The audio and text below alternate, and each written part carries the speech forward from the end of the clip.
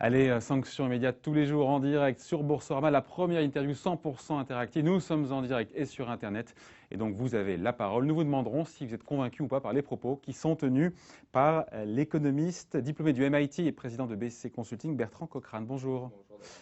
Alors, la question qu'on se pose, tiens, de la France, parce que peut-être que vous le connaissez, Bertrand Cochrane, il écrit chaque semaine dans Le Point, et à vous lire, pour vous, la reprise en France va faire pchit. Pourtant, l'INSEE nous dit que la croissance revient, 0,6% de croissance au premier trimestre. Vous n'êtes pas convaincu du tout. Pour vous, la reprise, elle n'est pas là. Donc, l'INSEE nous ment, il trafique les comptes de la nation. Non, l'INSEE ne nous ment pas. L'INSEE a fait une première estimation. C'est une première estimation. Elle vaut ce qu'elle vaut. En général, elles sont révisées à la baisse, Ou à la hausse, on ne sait pas. ou à la hausse. Bon, ça m'étonnerait qu'elles soient révisées à la baisse. Dans ces plus 0,6%, il y a plus 0,5 de stock, c'est-à-dire qu'il y a une croissance de plus 0,1 en valeur nominale. Mais pardon, mais les stocks, s'il y a plus de stocks, ça veut dire que les entreprises, justement, ont voulu produire parce qu'elles sentent un frémissement de la demande. Je C'est crois, plutôt de bonne augure, hein. je crois pas. Je pense que la demande ralentit. D'ailleurs, aujourd'hui même, on a publié un rapport sur les inégalités qui n'ont jamais été aussi grandes. Mais pas Pour seulement en moi, France, à l'échelle en de la France, planète la France. aussi. C'est en France depuis 2007 Ça que s'est s'est creusé écarté le plus jusqu'en que 2011-2012. On voilà, n'a pas quoi, les donc, chiffres depuis, hein. on n'a pas les chiffres. Mais encore une fois, pourquoi ce pessimisme? Parce que la consommation, elle tient bien. La production au premier trimestre, elle augmente de 0,8% en France. Les ventes dans l'immobilier neuf sont reparties. Elles partent de très bas, d'accord. Les ventes de voitures reprennent aussi. La confiance des ménages remonte. Les entreprises aussi. Les taux d'intérêt sont bas. L'euro est bas.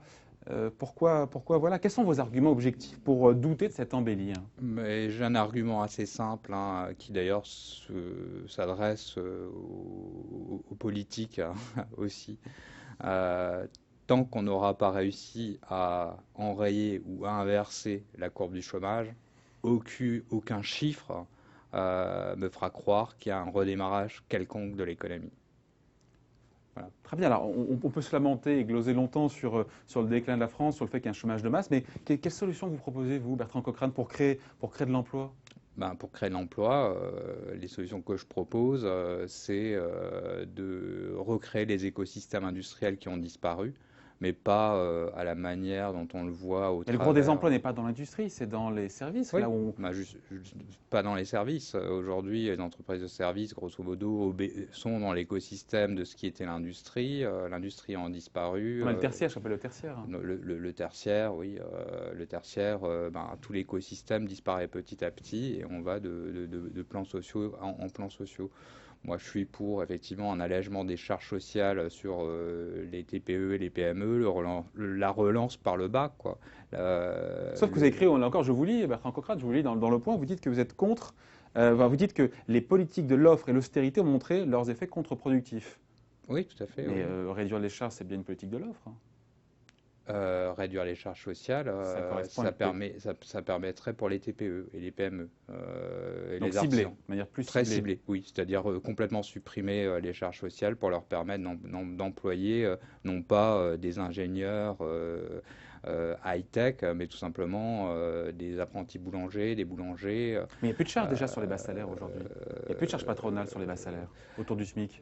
Autour du SMIC, bah, elles sont quand même importantes, hein, Ah, sur le SMIC, les charges patronales, c'est zéro aujourd'hui. ça décourage quand même pas mal les petits artisans d'employer un salarié supplémentaire, hein. Mais quand on voit ce qu'a fait le gouvernement, rien ne trouve grâce à vos yeux le CICE, le pacte de responsabilité. Encore récemment, Manuel Valls qui a annoncé un système de suramortissement pour les entreprises qui investissent. Tout ça, c'est pas de nature à aider les entreprises? Ben, le CICE, le premier bénéficiaire, c'est la Poste. Voilà, quoi. Donc je ne sais pas si la Poste créera véritablement d'emplois ou de l'innovation. Il faut mieux le cibler. Il Il faut a mieux le été mal cibler. ciblé. Il a été mal ciblé, quoi. C'est-à-dire que les PME, il y en a de moins en moins. Les ETI, il y en a pratiquement plus. Donc il faut vraiment le cibler vers les TPE vers l'artisanat. Parce que je pense que ben, il y a plus d'industrie en France. On est un pays fortement désindustrialisé, un petit peu comme l'Angleterre, hein, contrairement à l'écosystème allemand industriel qui est très présent. Pas plus tard qu'en début de semaine, j'étais interviewé justement sur ce que Emmanuel Macron propose, l'entreprise 4.0 ou l'industrie 4.0. Mhm. Avant de vouloir faire des industries 4.0, il faudrait déjà qu'on ait des industries. C'est possible en Allemagne, oui, parce qu'il y a tout un tissu économique, tout un tissu industriel. Aujourd'hui, Mais sur les secteurs très classiques en Allemagne, c'est pas les champions de l'innovation dans le high-tech. Ils sont totalement absents, les Allemands du high-tech. en France, à part Dassault Systèmes qui est présent dans l'high-tech, hein. Aujourd'hui, vous prenez la French Tech, c'est quelque chose de bien, de glamour, qui fait des awards sur BFM Business, je Mhm. crois, ou des chaînes de ce type-là. Et Mais aujourd'hui, au Nasdaq, il y a 90 sociétés israéliennes qui sont cotées dans les nouvelles technologies. Il y a 2 sociétés françaises, quoi. Donc, ça prouve que oui, mais bon, il y a une éclosion, il y a un balbutiement. C'est le début de quelque chose, cette French Tech. je pense qu'on a la matière grise, mais qu'on n'est pas capable de la matérialiser et de l'industrialiser. Bon, Voilà. sur la France, le taux d'emprunt de l'État français à 10 ans qui sert de référence, il est aujourd'hui à 0,9%. Le plus bas était il y a quelques semaines à 0,25%. Vous le voyez carrément entre 2 ou 3% cet été. Comment est-ce que c'est possible alors qu'on sait que Mario Draghi, le patron de la BCE, déverse chaque mois 60 milliards d'euros en rachetant des dettes publiques? Comment on arrive à 2-3% encore? C'est une catastrophe. C'est pas un scénario catastrophe, hein. 3% là, dans les mois qui viennent. C'est pas un scénario catastrophe. Le scénario catastrophe, c'est de prêter à des taux négatifs, quoi. Donc, c'est-à-dire de ne plus couvrir le risque. Là, on marche sur la tête. Là, on marche sur la tête, on inverse, et puis bon, avoir On perd cette notion, vous avez raison, du risque. on perd la notion de risque. Et à partir du moment où on perd la notion de risque, c'est un petit peu comme si vous êtes au volant de votre voiture et que vous roulez à 230 km/h ou 250 km/h et que vous vous dites que c'est pareil que 50.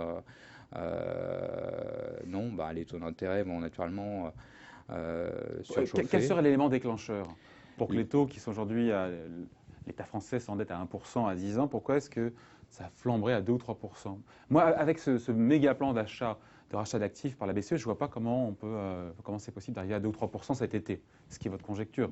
Marc Toiti voit Ouais. ça plutôt après l'été. Moi, je vois ça plutôt au mois de juillet. Alors, on n'est pas à quelques mois près, quoi. Mais c'est tout simplement qu'on va s'apercevoir à un moment donné que l'économie réelle n'a pas redémarré, quoi. Et Justement, si elle n'a pas redémarré dans ces cas-là, il n'y a pas de raison que les taux flambent. Si les taux montent, c'est parce que justement, il y a une reprise de l'économie. non, ça veut dire que on a eu des injections de liquidités, des achats d'actifs qui sont des actifs pourri, quoi. C'est-à-dire qu'on va transformer la BCE. Déjà, son quantitative easing arrive bien tard. Les quantitative easing aux États-Unis n'ont pas porté leurs On fruits. va y revenir, on va y revenir. Et ce que je pense, Sur la c'est qu'il France, va y ouais. avoir une rotation tout simplement des marchés sur le marché obligataire, hein, une surchauffe sur le marché obligataire, hein, Bon. obligatoirement. Alors, on passe maintenant aux États-Unis. Reprise ou notre reprise? Pour vous, il n'y a pas de reprise non plus aux États-Unis. En même temps, les chiffres du premier trimestre, mais il faut arrêter de les regarder d'un trimestre sur l'autre, vous donnent raison. Depuis quand même 2-3 ans, on a entre 2 et 2,5 de croissance. Le chômage est au plus bas, l'immobilier remonte, les profits sont robustes, les salaires sont en hausse au niveau macro aux États-Unis de 2% sur un an. Encore une fois, pourquoi jouer l'oiseau de mauvais augure? C'est pas jouer l'oiseau de mauvais augure. J'ai été reçu au mois de décembre, je crois, par vous ici. J'ai expliqué que la croissance américaine, tout comme la croissance française, j'y croyais pas. Vous me disiez, on verra bien. Sur On la voit. croissance française, c'est faux parce que 0,6, les chiffres vous donnent tort. Sur les États-Unis, vous avez raison. Je, On- on- je reviendrai un peu plus tard, dans 3 mois, et puis je vous montrerai qu'on sera en taux négatif sur la croissance française. Vous pensez que la croissance française va passer en territoire négatif, Ouais. alors que la Banque de France annonce plus 0,4, je crois, pour le deuxième trimestre. Mais j'ai envie de dire plus 0,4, plus 0,5, ou Plus 0,5, moins 0,4, moins c'est 0,5. pas la même chose. Plus 0,5, ça fait 2% en fin d'année, et moins 0,5, ça fait moins 2% en fin d'année, c'est pas la même chose. Ouais. Je parle au global, hein, sur l'année, quoi. Parce que je pense qu'on sera aux alentours de entre moins 0,1 et plus 0,1 sur le premier trimestre. Si on fait ça sur les 4 trimestres, on sera à plus 0,4. Et donc sur les États-Unis, Pourquoi il n'y aura pas de reprise alors que les chiffres sont quand même sont têtus, hein? Ben, c'est pas moi qui le dis, hein, c'est Nathalie Hélène qui elle-même le voit, le constate, hein. Elle voit très bien que l'économie, d'un seul coup, ne s'est pas réindustrialisée, qu'on est revenu à des niveaux Mais on entend ça partout. L'Amérique se réindustrialise parce que l'énergie est pas chère, le coût du travail est maîtrisé. Tout ça, c'est du pipeau? Oui, oui. Enfin, Mais au-delà de dire oui, ça, argumenter, hein. ben, ça profite au marché, quoi. C'est-à-dire qu'effectivement, Mais l'industrie. le taux de chômage, il est au plus bas. Oui, mais le taux de chômage est 6%, moins, 5,5, hein. le taux de chômage est au plus bas parce qu'effectivement, il y a eu une baisse drastique des salaires. Si on regarde les salaires moyens, c'est sûr que, ou le salaire médian, on voit une augmentation de 2%, quoi. Mais bon, ça représente très peu d'augmentation salariale. Après, sur le taux de chômage, quand on regarde le nombre de jobs, puisqu'on regarde ça à la semaine, on voit que ceux qui travaillent sur plus de 2 semaines représentent 10% de la population active aux États-Unis. Puis il y a tout le halo du chômage qui n'est pas compté, c'est-à-dire ceux qui ne vont même plus chercher du travail. Et puis une économie parallèle qui est en train de se développer. Parallèlement, il y a le ralentissement de toute l'économie Lié au gaz de schiste ou au pétrole de schiste qui est une bulle qui commence à ne plus être maîtrisée, quoi. Donc, ce qui bon. explique aussi les tentatives de rebond du pétrole pour essayer de sauver ce qui est sauvable, quoi. Donc, Alors, êtes-vous pas convaincu par les propos qui sont tenus par l'économiste et président de BC Consulting, Bertrand Cochrane? Vous pouvez voter convaincu ou pas. Je vous donne les résultats du sondage dans quelques instants. On passe maintenant, dernier point que je voulais aborder avec vous, les marchés financiers, avis de tempête ou pas. C'est vrai que entendre Yannette Yellen, la présidente de la Fed, nous dire, je la cite, la valorisation des marchés boursiers est généralement assez haute. Dans le langage feutré d'un banquier central, le signal est quand même très très clair. Nous sommes entrés en bulle, nous y sommes, on est dedans.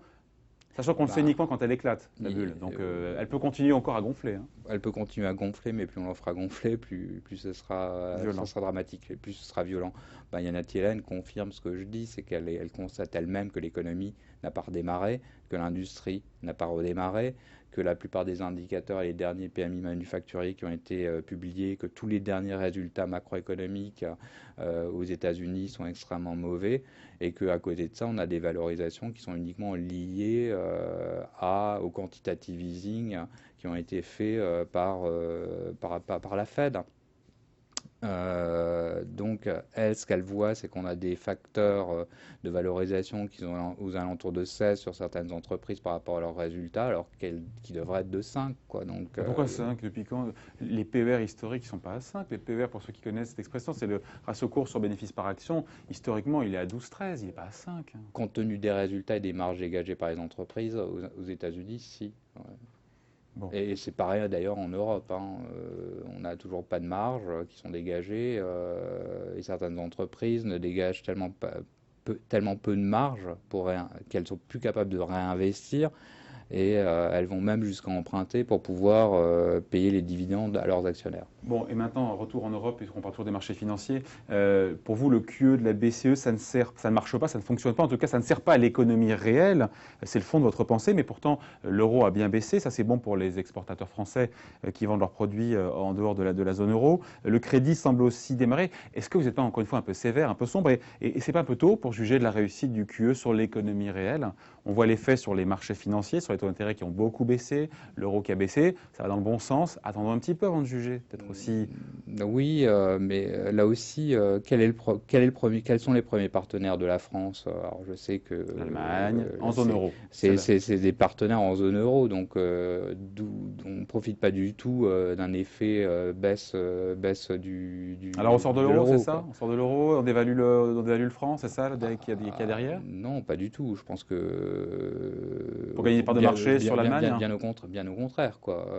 Grosso modo, il faut se la véritable inflexion à faire, c'est d'avoir une vraie décision politique et enfin se dire on va construire une Europe politique. Et ce qui se passe en Grèce peut être un facteur accélérateur et déclenchant. Je ne suis pas personnellement pour un Grexit.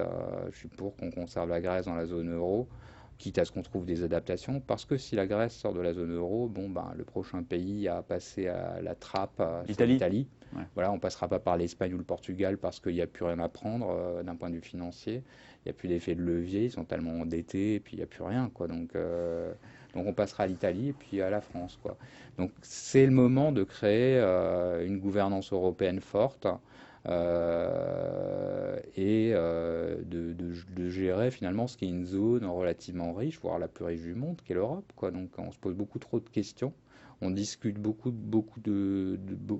entre Donc les vous êtes sommets. un fédéraliste convaincu, mais ce n'est pas le sens de l'histoire à court terme. On voit bien qu'il n'y a pas de besoin, d'envie d'Europe de la part des citoyens, ni même d'appétence de la part des politiques, je pense en France. Hein. Ben, je pense que les politiques sont de mauvais promoteurs de l'Europe, hein. Et puis, comme je l'écrivais dans un dernier papier du Point, quoi, pour moi, l'illusion politique, notamment en France, où on a une professionnalisation de la classe politique, qui est uniquement là pour être soit réélu, Soit élu, soit réélu. soit réélu. Vous parliez tout à l'heure d'Alstom et des différents problématiques de corruption. Ben, c'est toujours les mêmes, quoi. Donc, voilà, quoi. Retour juste sur les marchés actions. Pour vous, les marchés actions, les marchés d'obligations, ils sont très bien valorisés. On le sait. On est pour vous clairement dans une bulle financière. Mais le propre d'une bulle, c'est que, on l'a dit tout à l'heure, elle peut continuer à gonfler. Vous la voyez éclater quand? Et là encore, d'où viendra l'étincelle? Moi, je la vois éclater avant la fin de l'année, quoi. Sachant que pour ceux qui... Il est déjà venu nous voir, Bertrand Cochrane, c'est effectivement en début d'année, vous disiez, voilà, CAC 40 va perdre 20-25%, il sera à 3500 points. On est à 5000 pour l'instant, l'histoire, mais elle n'est pas finie, l'année ne vous donne pas raison. Elle n'est pas finie l'année, d'une part, et si vous faites une conversion justement de la paire euro-dollar, vous verrez qu'on a progressé, mais comme l'euro a baissé, on a une valorisation de notre CAC 40 qui est amplement due à des effets de change. Et puis, D'où peut venir l'étincelle? C'est vraiment, encore une fois, pourquoi pas 3500 points en fin d'année, c'est votre pronostic, mais encore une fois, comment on est dans un marché aussi, on sent qu'il y a des liquidités, voilà, c'est irrationnel. Patrick Artus, qui était là il y a quelques jours, nous disait, voilà, avec tout ce flux d'argent qui vient de la part de la BCE et de son plan d'achat d'actifs massifs, ça peut continuer à monter. Donc, mais c'est vrai que ça devient totalement déraisonnable. Donc pour vous, oui, on est en bulle. on est en bulle. Et ça devrait éclater cette année. Ça, c'est votre idée. Hein. On est en bulle, et puis je ne suis pas tout à fait d'accord avec Patrick Artus, parce qu'on revient à la situation de 2007-2008, où on va revenir à la situation de 2007-2008, où on va être sur un marché illiquide. C'est-à-dire, grosso modo, on va avoir beaucoup de liquidités dans certaines banques, hein, mais il va y avoir une crise de la confiance interbancaire, donc du prêt interbancaire. Tout va se figer. On va revenir, retour vers le futur, on va revenir revivre de nouveau la période de l'ère glaciaire, les banques qui se prêtent plus, la défiance. C'est le scénario que vous voyez là pour 2015? 2015-2016, c'est ça, quoi. C'est-à-dire que grosso modo, on est en train d'attendre tranquillement 2017. Hein. Alors je ne dis pas que je partage ses opinions politiques, mais François Fillon déclarait qu'effectivement, on était sans doute au bord d'une seconde crise économique relativement profonde. Il voit ça d'un point de vue cyclique. Il a dit aussi qu'il était à la tête d'un pays en faillite en 2007 et la France n'a pas fait faillite, elle n'a jamais emprunté aussi bas. Donc on peut aussi tempérer un peu ses propos. On peut tempérer ses propos, mais grosso modo, la première vague de 2007, hein, on a pu l'amortir par de l'argent public. Là, vous avez raison. Aujourd'hui, il n'y a plus rien pour amortir. Il n'y a plus rien pour amortir. Allez, merci à vous. On manque de temps. Bertrand Cochrane, économiste diplômé du MIT, patron, président de BC Consulting, était l'invité en direct d'Ecorama. Merci à vous. Au revoir. Bonne journée. Au revoir.